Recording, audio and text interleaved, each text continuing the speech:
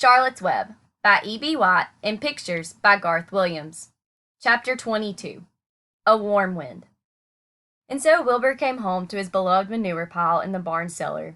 His was a strange homecoming. Around his neck he wore a medal of honor. In his mouth he held a sack of spider's eggs.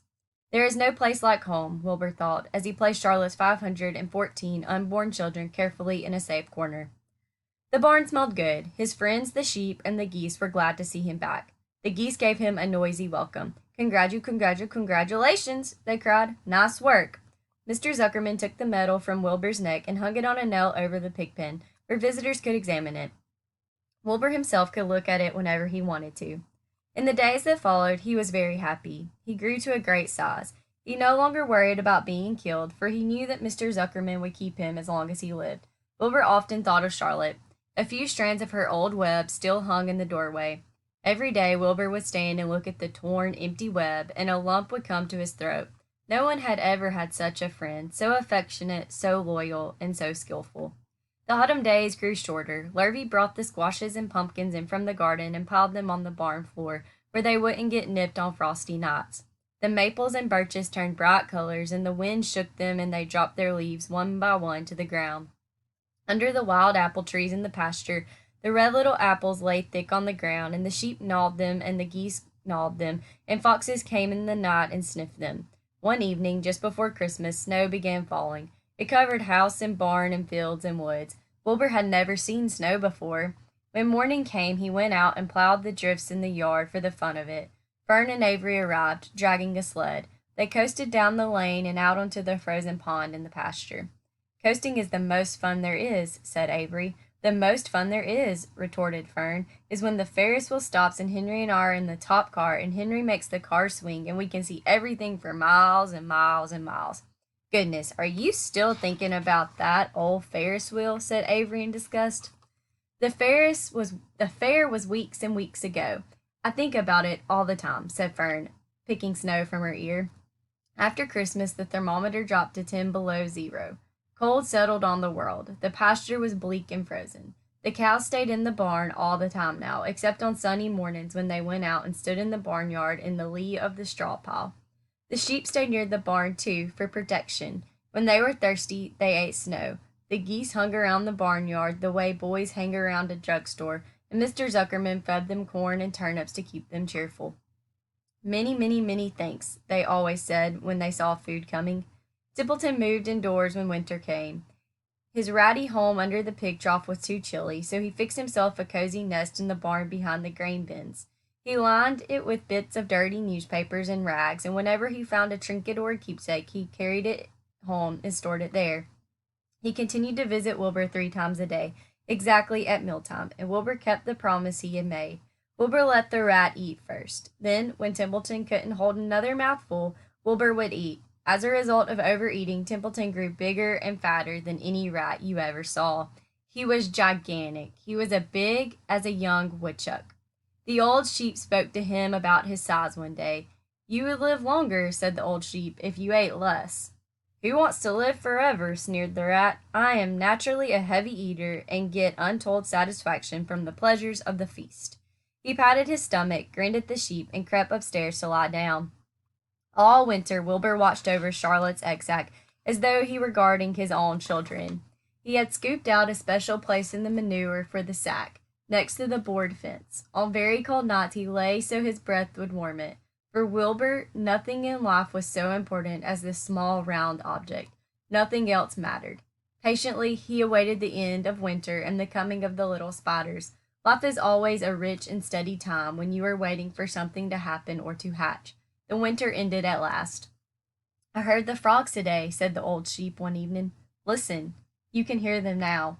Wilbur stood still and cocked his ears. From the pond, in shrill chorus, came the voices of hundreds of little frogs. Springtime, said the old sheep thoughtfully. Another spring. As she walked away, Wilbur saw a new lamb following her. It was only a few hours old. The snows melted and ran away. The streams and ditches bubbled and chattered with rushing water.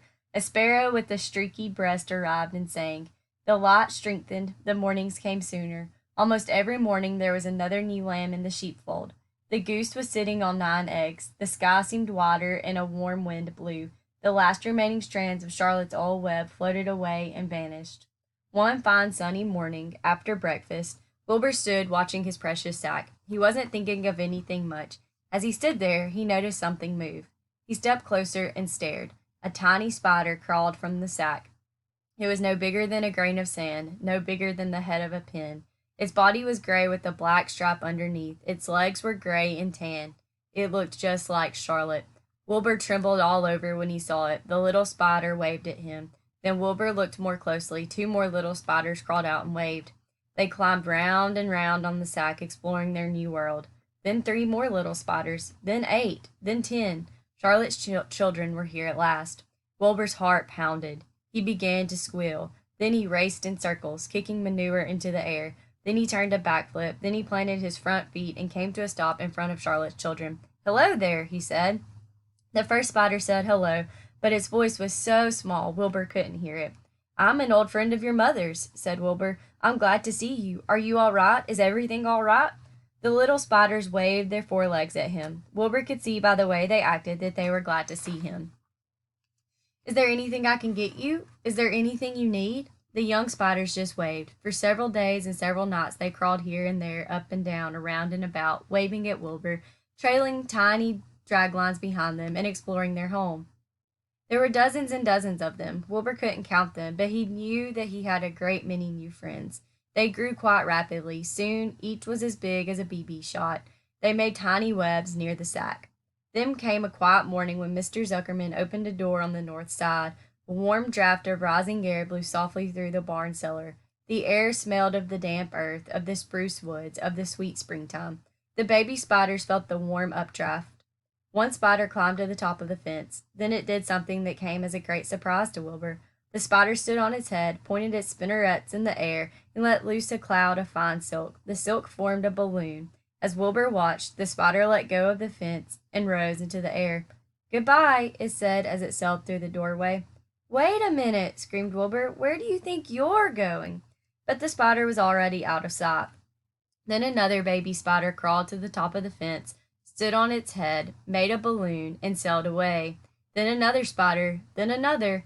The air was soon filled with tiny balloons, each balloon carrying a spider. Wilbur was frantic. Charlotte's babies were disappearing at a great rate. "Come back, children," he cried. "Goodbye," they called. "Goodbye, goodbye." At last one little spider took time enough to stop and talk to Wilbur before making its balloon. "We're leaving here on the warm updraft. This is our moment for setting forth. We are aeronauts, and we are going out into the world to make webs for ourselves." "But where?" asked Wilbur. "Wherever the wind takes us, high, low, near, far, east, west, north, south. We take to the breeze, we go as we please." "Are all of you going?" asked Wilbur. "You can't all go. I would be left alone, with no friends. Your mother wouldn't want that to happen, I'm sure." The air was now so full of balloonists that the barn cellar looked almost as though a mist had gathered. Balloons by the dozen were rising, circling, and drifting away through the door, sailing off on the gentle wind. Cries of "Goodbye, goodbye, goodbye" came weakly to Wilbur's ears. He couldn't bear to watch any more. In sorrow he sank to the ground and closed his eyes. This seemed like the end of the world, to be deserted by Charlotte's children. Wilbur cried himself to sleep. When he woke, it was late afternoon. He looked at the egg sack. It was empty. He looked into the air. The balloonists were gone. Then he walked drearily to the doorway, where Charlotte's web used to be. He was standing there, thinking of her, when he heard a small voice. "Salutations," it said. "I'm up here." "So am I," said another tiny voice. "So am I," said a third voice. "3 of us are staying. We like this place, and we like you." Wilbur looked up. At the top of the doorway, 3 small webs were being constructed. On each web, working busily, was one of Charlotte's daughters. "Can I take this to mean," asked Wilbur, "that you have definitely decided to live here in the barn cellar, and that I'm going to have 3 friends?" "You can indeed," said the spiders. "What are your names, please?" asked Wilbur, trembling with joy. "I'll tell you my name," replied the first little spider, "if you'll tell me why you are trembling." "I'm trembling with joy," said Wilbur. "Then my name is Joy," said the first spider. "What was my mother's middle initial?" asked the second spider. "A," said Wilbur. "Then my name is Urania," said the spider. How about me? Asked the third spider. Will you just pick out a nice, sensible name for me? Something not too long, not too fancy, and not too dumb. Wilbur thought hard. Nellie, he suggested. Fine, I like that very much, said the third spider. You may call me Nellie. She daintily fastened her orb line to the next spoke of the web. Wilbur's heart brimmed with happiness. He felt that he should make a short speech on this very important occasion. Joy, Urania, Nellie, he began, welcome to the barn cellar. You have chosen a hollowed doorway from which to string your webs. I think it is only fair to tell you that I was devoted to your mother. I owe my very life to her. She was brilliant, beautiful, and loyal to the end. I shall always treasure her memory. To you, her daughters, I pledge my friendship. Forever and ever, I pledge mine, said Joy. I do too, said Urania. And so do I, said Nellie, who had just managed to catch a small gnat. It was a happy day for Wilbur, and many more happy, tranquil days followed. As time went on, and the months and years came and went, he was never without friends. Fern did not come regularly to the barn any more. She was growing up and was careful to avoid childish things, like sitting on a milk stool near a pig pen. But Charlotte's children and grandchildren and great-grandchildren, year after year, lived in the doorway. Each spring there were new little spiders hatching out to take the place of the old. Most of them sailed away on their balloons, but always 2 or 3 stayed and set up housekeeping in the doorway. Mr. Zuckerman took fine care of Wilbur all the rest of his days, and the pig was often visited by friends and admirers, for nobody ever forgot the year of his triumph and the miracle of the web. Life in the barn was very good, night and day, winter and summer, spring and fall, dull days and bright days. It was the best place to be, thought Wilbur. This warm, delicious cellar, with the garrulous geese and changing seasons, the heat of the sun, the passage of swallows, the nearness of rats, the sameness of sheep, the love of spiders, the smell of manure, and the glory of everything. Wilbur never forgot Charlotte. Although he loved her children and grandchildren dearly, none of the new spiders ever quite took her place in his heart. She was in a class by herself. It is not often that someone comes along who is a true friend and a good writer. Charlotte was both. The end.